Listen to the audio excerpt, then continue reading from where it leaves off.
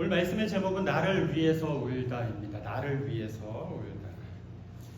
사사기 1장 말씀을 읽어보면 사사기의 시작이 이렇습니다. 하나님의 부르심과 은혜 가운데 하나님의 백성이 되었고 출애굽을 하고 광야를 지내고 하나님께서 허락하신 가나안 땅에 드디어 들어가서 살게 되었는데 좀 편해질만 하니까 어떻게 됩니까? 결국 자기들의 이익을 위해서 하나님의 말씀에 순종하기보다는 하나님의 말씀에 순종하지 않았던 이스라엘 지파에 대해서 강조하는 내용으로 사사기 말씀이 시작이 됩니다. 그리고 이어지는 오늘 우리가 읽은 2장 말씀에서는 이런 상황에 대한 하나님의 뜻을 전달하기 위해서 하나님의 사자가 이스라엘 백성들에게 나타났습니다. 그 사자가 전해주는 하나님의 메시지는 결국 두 가지입니다. 제일 먼저는 우리가 읽었듯이 하나님의 변함없으시고 신실하심을 강조합니다. 하나님께서는 약속을 어기시거나 다른 엉뚱한 일을 하시는 분이 아니라 애굽이라는 고통 속에 있는 이스라엘을 분명히 구원해 주셨고 또 조상들에게 약속해 주셨던 그 가나안 땅에 들어가게 하시는 신실하신 하나님, 약속을 지키시는 하나님이시라는 사실을 먼저 알려주셨습니다. 그리고 나서 천사가 전하는 두 번째 내용이 나오는데 하나님의 이런 신실하심과는 정반대로 이스라엘의 불순종과 신실하지 못한 모습을 또 전달합니다. 하나님께서 분명히 이방 민족들과 언약을 맺지 말라고 또 이방의 제단들을 모두 허물라고 분명히 명령하시고 말씀하셨는데 그런 하나님의 명령을 지키지 않았다는 내용의 말씀입니다. 지금을 살아가는 우리가 이런 종류의 말씀을 읽을 때면 이스라엘이 하나님께 신실하지 않았지 않습니까? 이런 말씀을 읽다 보면 그리스도인으로서 이해가 잘 되지 않는 부분들이 있는 게 솔직한 사실입니다. 왜 이스라엘은 하나님의 백성이라면서 가장 이런 기본적인 것들도 지키지 않았고 하나님을 배반했을까 하는 약간 갸우뚱하는 생각이 우리 마음속에 들 수 있습니다.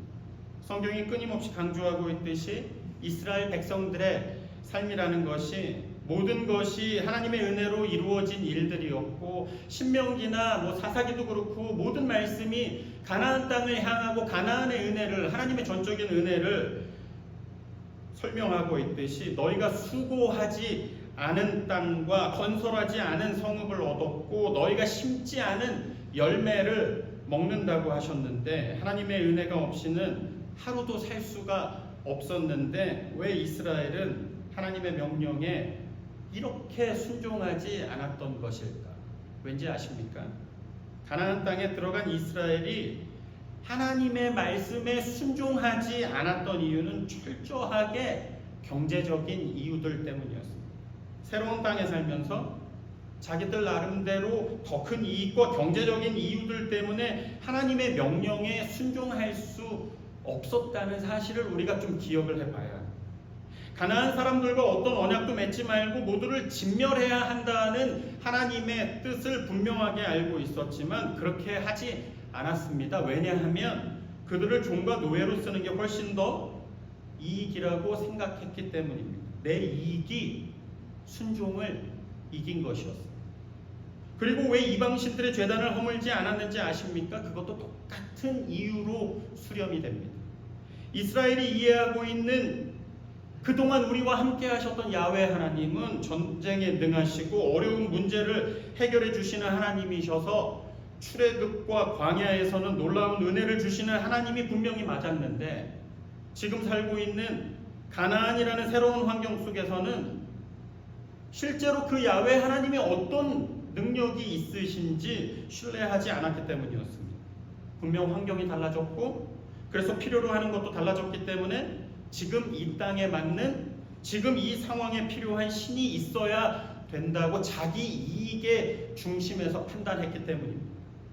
새로운 가나안 땅에서는 당연히 농사가 이제 정착해서 농사가 경제활동의 주된 활동이 되었고 이런 상황에 가장 잘 맞고 잘 알려져 있는 신이 뭐냐 하면 우리가 들어본 바알이라는 신이었습니다. 왜냐하면 바알은 비와 날씨를 주관해서 사람들에게 빌면 빌수록, 바알을 섬기면 섬길수록 농사가 풍성하게 만들 수 있는 신이라고 믿고 있었기 때문이었습니다.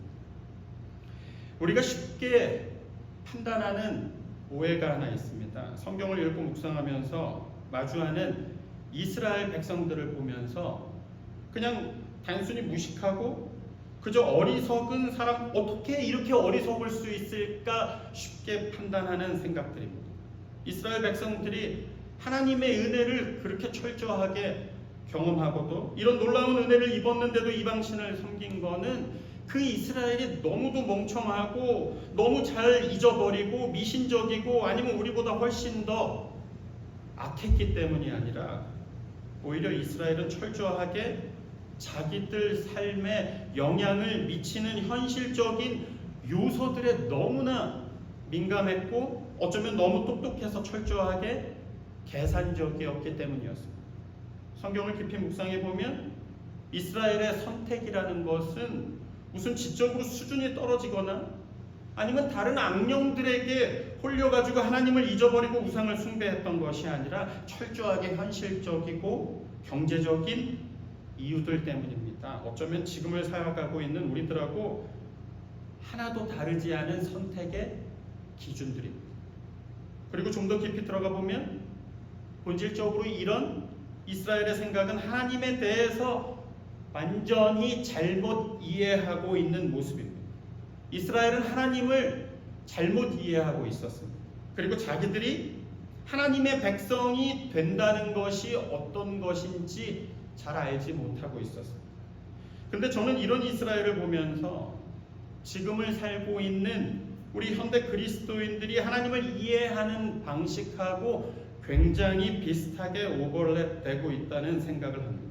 우리가 이해하는 하나님, 꼭 하나님이 아니라고 하더라도 일반적으로 사람들이 소망하는 신에 대한 이해가 이렇습니다.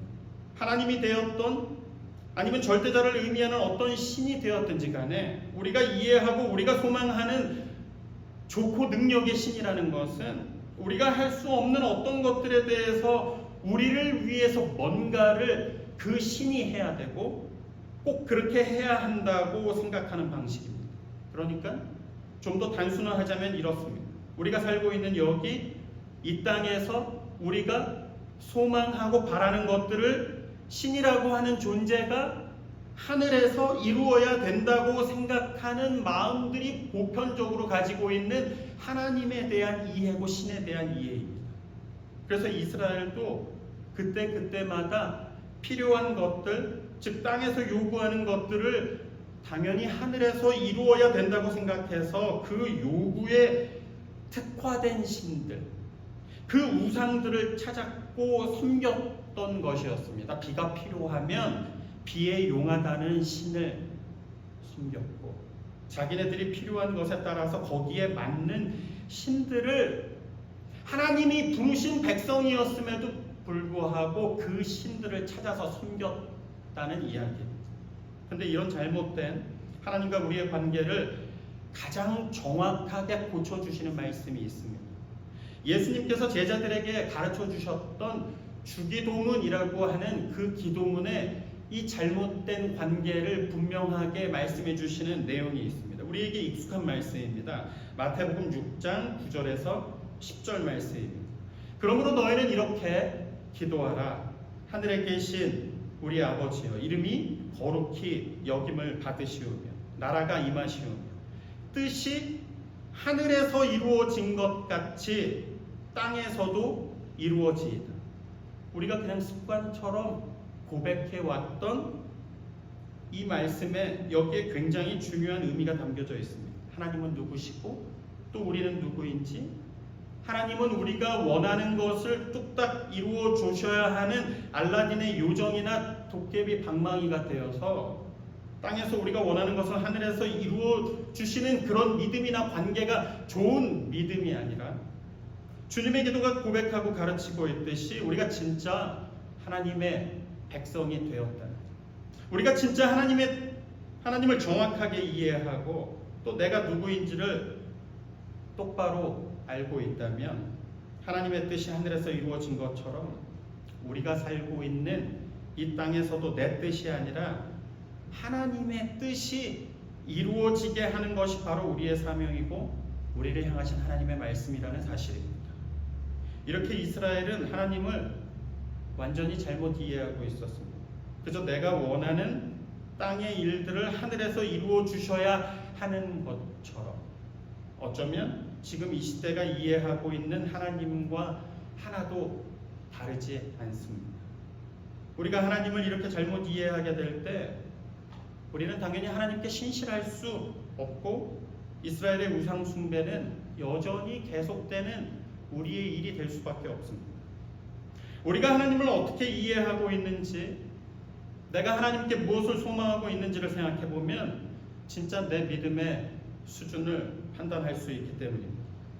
우리의 현실적인 계산이 때로는 계산을 많이 해보니까 때로는 하나님을 섬기는 이유가 되기도 하고 또 반대로 하나님을 떠나서 다른 것을 섬기는 이유가 되기도 한다는 말씀입니다. 결국 우리의 믿음이라는 것도 하나님의 이름과 하나님의 영광을 이야기하는 것 같지만 하나님께 영광을 돌리기 위한 존재가 아니라 내 행복을 위해서, 나를 위해서 하나님께서 존재하셔야 된다고 생각하는 잘못된 믿음들입니다. 결국 이스라엘은 자기의 이익을 위해서 하나님을 선택하기도 했다가 또 하나님 앞에서 악을 행했습니다. 근데 성경을 읽고 묵상하면 묵상할수록 하나님의 말씀이 참으로 묘하고 의도적인 메시지가 담겨져 있다는 생각을 하게 됩니다. 이스라엘 백성들이 하나님 앞에서 악을 행했다라고 하는 말씀 속에서 악이라고 번역되고 있는 히브리어 단어를 보면 라라는 단어입니다. 라 한자, 라, 악함, 악 이런 의미입니다. 근데 이 라라는 단어가 또 어떤 의미가 있냐면 동시에 다른 뜻으로 재앙이라는 의미를 가지고 있는 단어입니다. 재앙. 읽는 소리는 같은데 전혀 다른 뜻을 가지고 있는 동음이의어라고 합니다. 오늘 우리가 읽지는 않았지만 사사기 2장 11절 말씀에 보면 이스라엘 자손이 여호와의 목전에 악을 행하여 바알들을 섬기며 라는 말씀에서 악이라는 단어가 바로 방금 말씀드린 라라는 단어입니다. 근데 조금 더 밑으로 내려가서 15절 말씀에 보면 그들이 어디로 가든지 여호와의 손이 그들에게 재앙을 내리시니 라는 말씀에서 똑같은 라라는 단어가 재앙이라는 의미로 사용되고 있는 본문입니다. 악과 재앙. 어떤 의미가 있는 것일까? 너무나 분명하게 찾을 수 있는 선명한 의미가 뭐냐 하면 하나님 앞에서 악을 행하면 하나님께서 재앙을 내리시는 것이 바로 당신의 백성들을 향하신 영적인 원리가 되어야 한다는 말씀입니다. 이스라엘은 하나님 앞에서 악을 행했고 그래서 하나님께서 이스라엘에게 재앙을 내리셨습니다. 이게 아직도 하나님께서 그들을 포기하지 않으셨고 여전히 내 백성이라는 것을 의미하는 사인입니다. 그렇지 않습니까? 아주 극단적으로 얘기해서 나하고 하나도 상관이 없는 우리 동네 마이클이 학교를 잘 다니든 말든 저하고 무슨 상관이 있겠습니까? 때로는 우리 자식들을 혼내기도 하고 징계하는 것도 모두가 아직도 나와 상관이 있다는 의미이기 때문입니다. 하나님께서는 악한 이스라엘에게 징계를 내리시기로 결정하셨습니다. 근데 하나님의 결정이 굉장히 놀랍습니다. 앞에서 말씀을 드렸던 이스라엘의 악함, 잘못이 무엇입니까?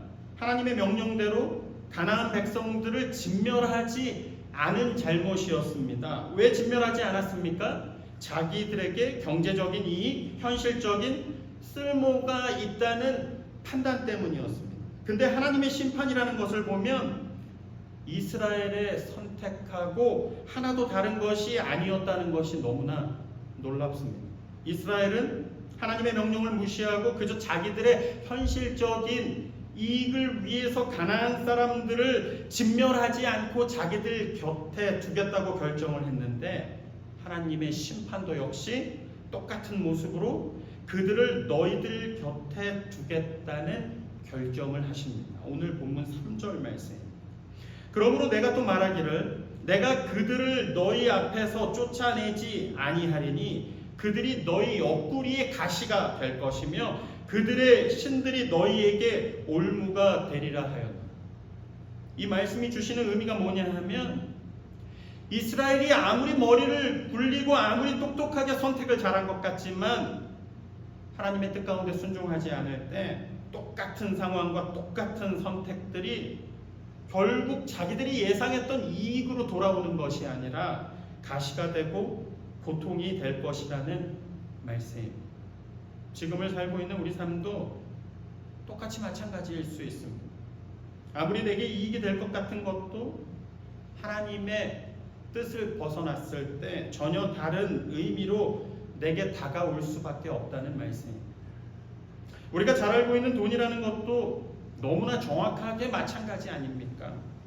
전 세계를 통틀어서 가장 많은 성도를 가지고 있는 가장 큰 종교가 다른 게 아니라 바로 돈입니다. 어느 나라를 가도 돈을 섬기고 돈이 자기를 행복하게 구원할 것이라고 믿고 있는 사람들이 넘쳐나는 게 우리가 부인할 수 없는 사람들의 삶이 되었습니다.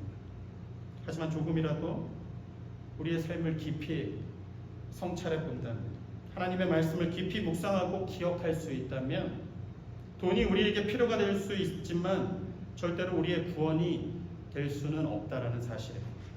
돈이 나를 행복하게 할 것 같지만 절대로 그렇지 않습니다. 지금 필요한 돈이 내 문제를 해결하고 내 길을 인도할 것 같고 나를 구원할 수 있을 것 같지만 하나님은 절대로 그렇지 않다고 우리에게 말씀하십니다. 그래서 전 세계적으로 너무나 유명한 래퍼가 했던 말이 있습니다. More money, more pain. 돈이 많으면 많을수록 고통이 더욱더 많아진다는 굉장히 속 깊은 고백입니다.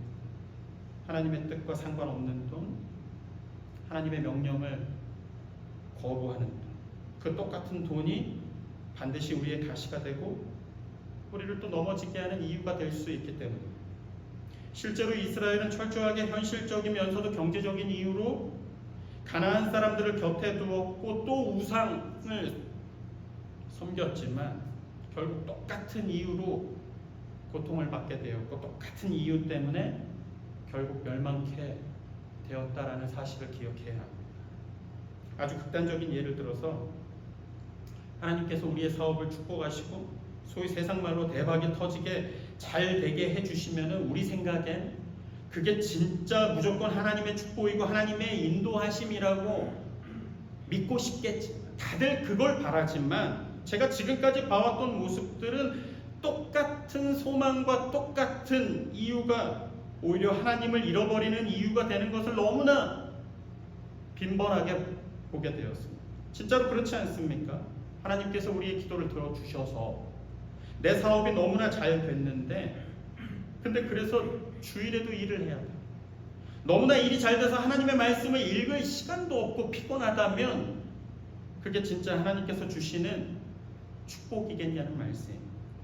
우리에게 진짜 중요한 것은 하나님의 뜻과는 하나도 상관없는 목적, 소망, 계획 그것을 얻기 위해서 기도하는 것이 아니라 우리가 어떤 상태가 된다고 하더라도 그것보다 더 중요하고 더 우선되어야 하는 것은 하나님의 뜻과 말씀에 순종하는 삶을 사는 것에 있다라는 사실입니다. 우리의 삶이 하나님의 뜻에 굉장히 민감해지고 또 그 뜻에 순종하기 쉬운 삶으로 정리되고 그렇게 인도되어지는 것이 진짜 하나님의 축복이라는 말씀입니다. 이스라엘은 하나님의 뜻을 거부하면서까지 얻었던 이익이었고 계획이었지만 그 목적을 이루고도 평안할 수 없었고 하나님 앞에서 신실하지 못하고 실패한 자들이 되었다라는 사실입니다. 우리에게 가장 중요한 삶의 이유와 목적은 내가 선택하고 내가 소망하는 것들을 이루는 것에 있는 것이 아니라 무엇보다 하나님의 말씀을 알고 또 그 하나님의 말씀에 우리의 삶을 다해서 순종하는 것에 있습니다. 우리의 믿음이 그리고 우리의 구체적인 삶과 그 선택을 이끌어 갈 수 있는 진짜 살아있는 하나님께서 기뻐하시는 그 믿음이 될 수 있기를 주님의 이름으로 간절히 축원합니다. 그리고 이어지는 말씀을 살펴보면 하나님의 말씀에 불순종했던 이스라엘에게 하나님의 사자가 예언의 말씀을 선포하자 이스라엘이 어떻게 반응을 합니까? 그 말씀을 듣고 백성들이 소리 높여서 울었다고 말씀을 하고 있습니다. 얼마나 울었으면 그 땅의 이름을 우는 자라는 의미를 가지고 있는 복임이라고 이름을 지었다고 말씀하고 있습니다. 그리고 이어지는 5절 말씀에서 그냥 울기만 한 게 아니라 거기서 하나님께 제사를 드렸다고 말씀하고 있습니다. 어떻게 생각하면 굉장히 극적인 전환을 기대해 볼 수 있는 단어들이 나오고 있습니다. 울음과 제사. 하나님 앞에서 소리 높여서 울어서 그 땅의 이름을 복임이라고 지었고 또 하나님 앞에 예배자로 나아갑니다. 근데 문제는 그래서 그 다음에 어떻게 됐는데? 라는 물음에 이스라엘 백성들이 어떻게 대답을 하고 있는가입니다. 아마도 이 복임이라는 사건을 통해서 그들의 삶이 진짜 하나님께 돌아서는 회개를 담고 있었다면 이 시점부터 이스라엘의 역사는 분명히 다시 쓰여졌을 것입니다. 근데 이스라엘은 그러지 못했습니다. 다른 종교적인 언어로 얘기하자면 진짜 회개하지 않았습니다. 너무나 많이 울어서 그곳의 이름을 복임이라고 했었고 또 하나님의 이름을 높이며 제사했지만 중요한 건 하나도 달라지지 않았습니다. 이 말씀과 상황이 우리에게 주시는 메시지가 있습니다.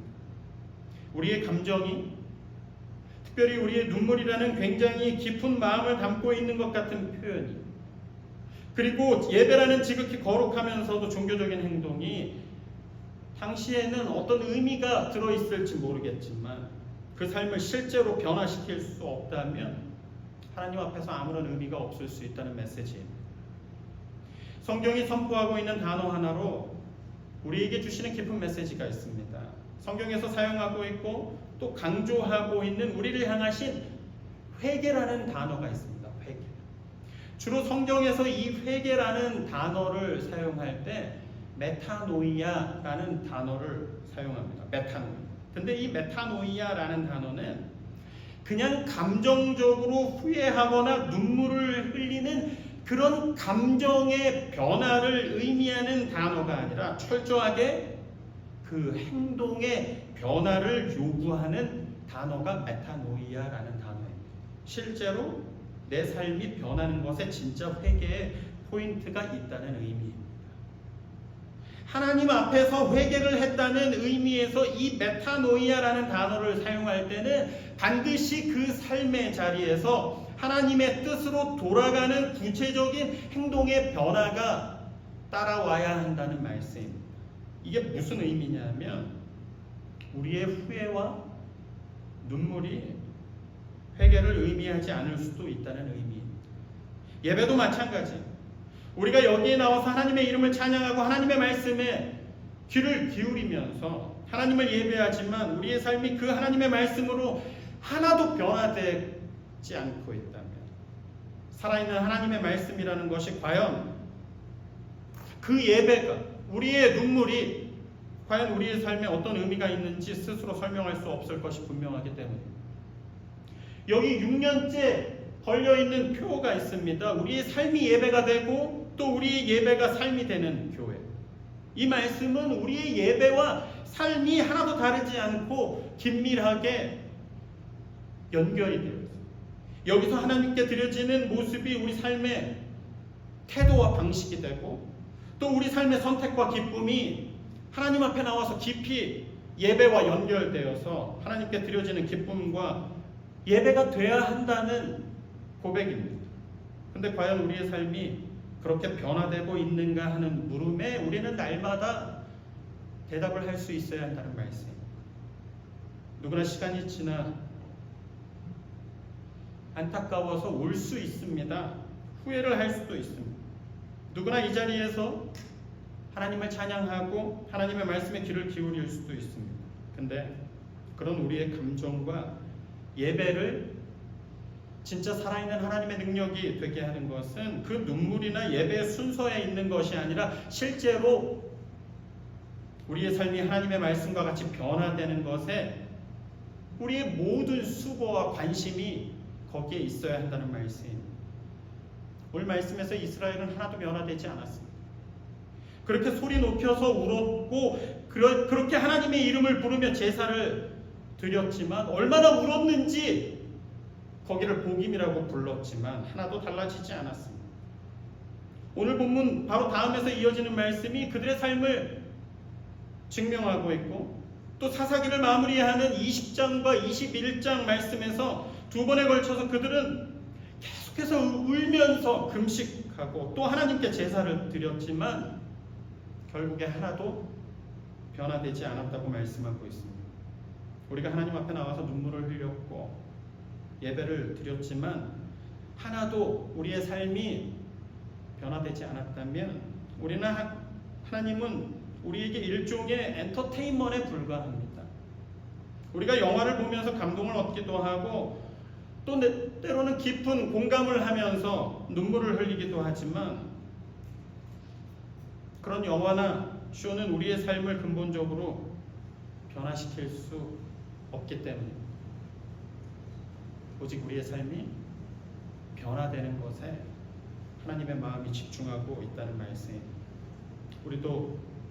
오늘도 우리를 향하신 하나님의 마음이 그리고 우리를 향하신 하나님의 말씀이 실제로 그저 귓가에서 흘러 지나가는 것으로 끝나는 것이 아니라 우리의 삶을 변화시키고 하나님께서 기뻐하시는 모습으로 점점 더 회복되어질 수 있는 이 하나님께 기쁨으로 드릴 수 있는 이 교회 그리고 우리 각자의 삶이 될 수 있기를 주님의 이름으로 간절히 축원합니다.